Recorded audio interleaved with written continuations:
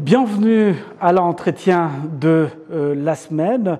L'entretien de la semaine qui va donc évoquer la commémoration des 30 ans du génocide perpétré contre les Tutsis.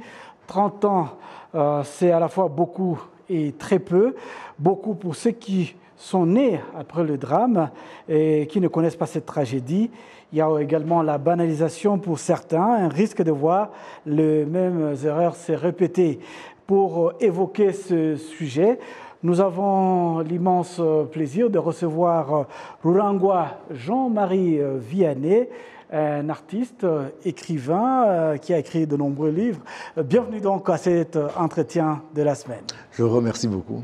Voilà, donc le Rwanda va commémorer les 30 ans du génocide perpétré contre les Tutsis. Oui. La majorité de la population rwandaise est composée de jeunes, moins de 30 ans, hein, et qui ne connaissent pas nécessairement l'histoire, la tragédie qui a frappé le pays et qui a fait plus d'1 million de morts.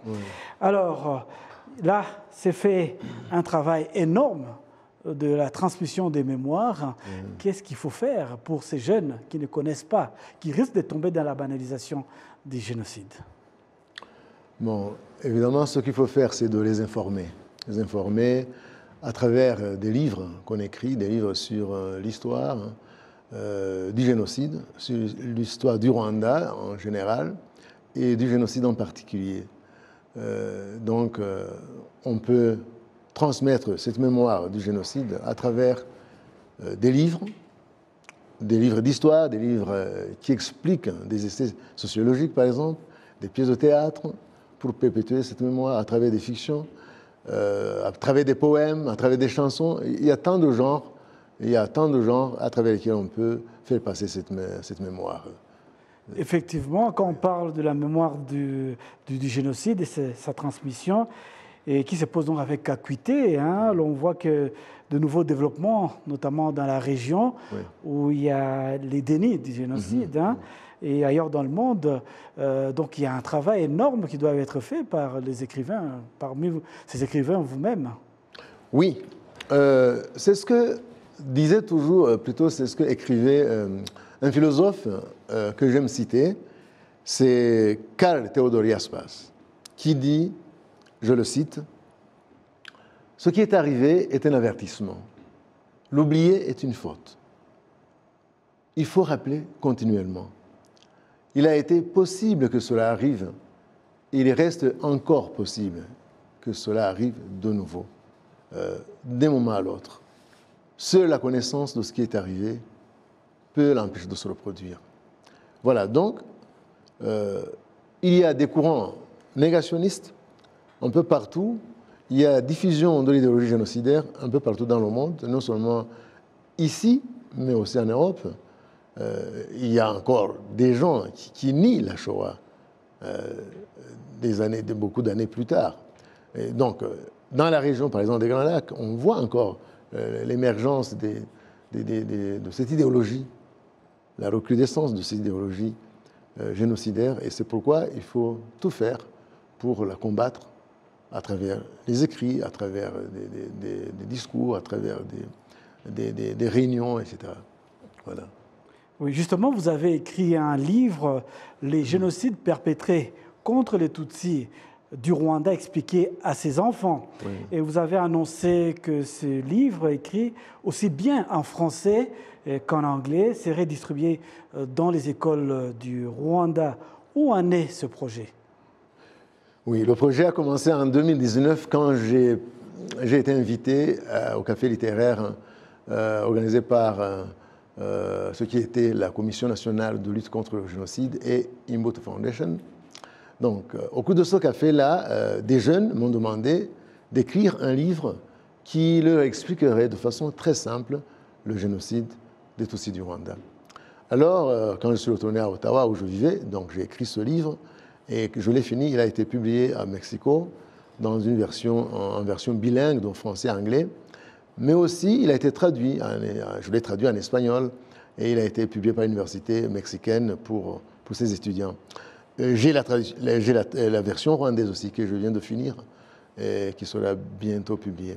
Donc, le livre a été lu par le Rwanda Basic Education Board, le REB, qu'il a apprécié, et le REB s'est engagé à le mettre à la disposition de toutes les écoles du Rwanda.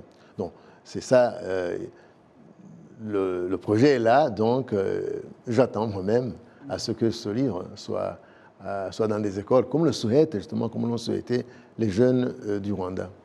Et donc, comment va se passer quand, après avoir donc, le livre est publié, le livre est donc est là, et comment cette distribution va pouvoir se faire? C'est toutes les écoles du Rwanda qui vont pouvoir recevoir ces livres, tous les jeunes qui sont à l'école, comment ça se passe? Bon, ça je pense que c'est au REB de voir comment mettre ce livre à la disposition des écoles. Mais au moins, il faudrait que, à mon avis, au moins chaque école ait 10 livres pour sa bibliothèque. Donc, c'est le REB qui va voir comment il s'est engagé à le faire. C'est lui qui va voir combien de copies, combien d'exemplaires plutôt, il va faire imprimer, parce que le livre est là, le prêt à cliché, il est déjà prêt, donc il est là, donc il suffit maintenant de faire la commande auprès des imprimeries. Voilà. Le génocide perpétré contre les Tutsis du Rwanda expliqué à ses enfants, les enfants, quand ils auront ces livres, Oui. vous qui travaillez pendant si longtemps dans ce travail de mémoire, de la transmission des mémoires, vous qui avez écrit ces livres, comment percevez-vous, comment vont percevoir ces enfants en lisant ces livres? Oui, il faut catégoriser, catégoriser, parce que ce sont des enfants. Enfin, c'est à ces enfants, quand on dit le génocide expliqué à ces enfants, ce sont les enfants de mon héros, donc le professeur Jean de Dieu Namayire. En fait, ce sont des jeunes entre 12 et 17 ans et plus. Hein, parce que ce livre est destiné aussi aux enseignants et aux parents qui ont du mal à répondre à certaines questions qui s'opposent quant à la thématique du génocide. Et ces jeunes l'ont lu, donc certains, pas tous. Du moins, quand nous avons fait la présentation au cours des cafés littéraires, soit au Centre culturel français, soit au Kigali Public Library, soit à la télévision, donc ceux qui ont lu ont exprimé la satisfaction parce qu'ils ont trouvé des réponses aux différentes questions qui s'opposaient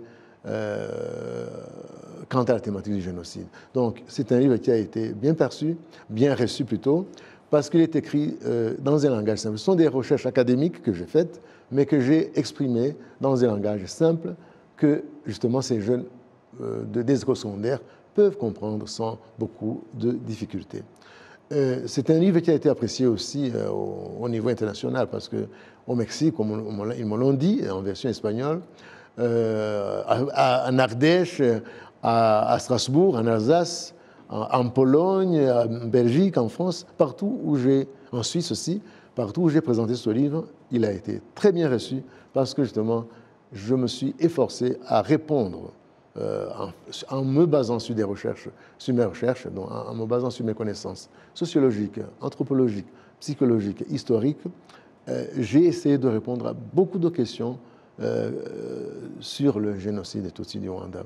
Donc, ils ont apprécié et mon désir, c'est qu'il soit à la disposition de toutes les écoles du Rwanda, comme les jeunes de ces écoles l'ont demandé. Voilà. Ce n'est pas seulement pour les jeunes, hein, les parents aussi. Mais les parents aussi, évidemment. Ça peut les aider à expliquer. Oui, c'est ce qu'ils ont dit. Après, des fois, c'est difficile d'expliquer. Oui, c'est ce qu'ils m'ont dit. Hein. Donc, quand je me réfère à la rétroaction des parents et des enseignants, que ce soit rwandais ou européens ou américains, ils m'ont dit que ce livre les a aidés beaucoup à répondre justement à certaines questions dont ils n'avaient pas la réponse au début. Voilà. Merci beaucoup à vous, Rurangwa Jean-Marie Vianney. Je rappelle que vous êtes artiste, vous êtes écrivain, vous avez écrit de nombreux livres, notamment ce livre, Le génocide perpétré contre les Tutsis du Rwanda, expliqué à ses enfants. Nous espérons de tout cœur que ce livre sera bientôt dans les écoles du Rwanda, que les jeunes Rwandais pourront apprendre de la tragédie pour que plus jamais cette tragédie ne puisse se faire ni au Rwanda et ailleurs dans le monde. Je vous remercie aussi là-dessus.